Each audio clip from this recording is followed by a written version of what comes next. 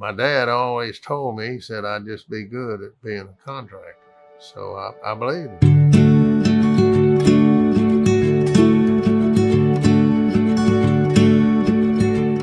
My dad was a subcontractor, and he was in heating and roofing business. And I actually started working for him when I was 12 years old. A few years later, Miller was buying Mr. Brasfield out, or had actually bought him out. But when he took Mr. Brasfield's business over, he asked me and Jim Anthony to come over and help him build it up and get started with it. My dad went to work for Mr. Gorrie, and I'll never forget this. The Gorrie family came to visit us at our house, and he got a job, and the Gorries their dog had just had puppies, and so we got a puppy out of the deal. And I didn't know much about the professional world, but I thought any man that can get a job that comes with a puppy, he's got to either be a special man or that's got to be a special company.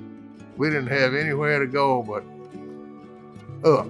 We were on the bottom, so all we could do was go up, and that's what we did. We just slowly built the business up. We decided that we were going to invest some money, and we chose to do it in cattle, and we thought we were pretty smart. Make a long story short, but in about 6 months to a year, we ended up with 700 cows. But we finally smart enough to get out of it and leave it alone. We bought those cows for around $1, and the market turned on us. We ended up selling them for 18 cents. So we got a tax write-off in spades. It's more than the tax write. We lost it. We lost it all. The cows won. We had lost that battle. I remember it was about 1970. It was the forerunner of Medical Center East, was called East End Memorial Hospital, and John brought a job there to us in 1970 that was $6 million. And I doubt if we'd done a job over $1 million at the time. That gives you a little perspective. So that was a huge job and got us started in a big way into healthcare. Our philosophy was we take care of the client. The client was the most important thing. He was paying the bills. It was up to us to get him satisfied. That was what was the most important thing. So a lot of people think that the construction industry is about building buildings, and it is an important part. But one of the unique things that my dad had an integral involvement is that they built this big family that we call Brasfield and Gorrie. And there's this bond and this companionship and this team focus that really has made Brasfield and Gorrie the company that it is today. I was hired as a co-op from Auburn. During the course of that time, an estimator that worked for Mr. Darnall and Jack in the, I think at the time was called Hospitals and Hotels Division, had left, and I was the next breathing body in the door. And that's been one of the most fortunate things that ever happened to me, was I got assigned to work for Mr. Darnall.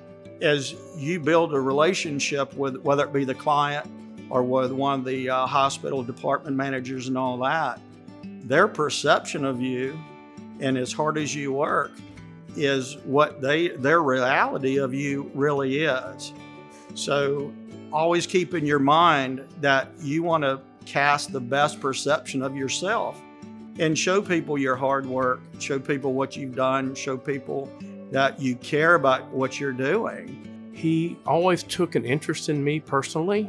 I would say, took me under his wing and mentored me, but I suspect he did that to everyone. I just thought it was just me. I never spent any of my career in the healthcare side of our business, and that's where he spent most of his career.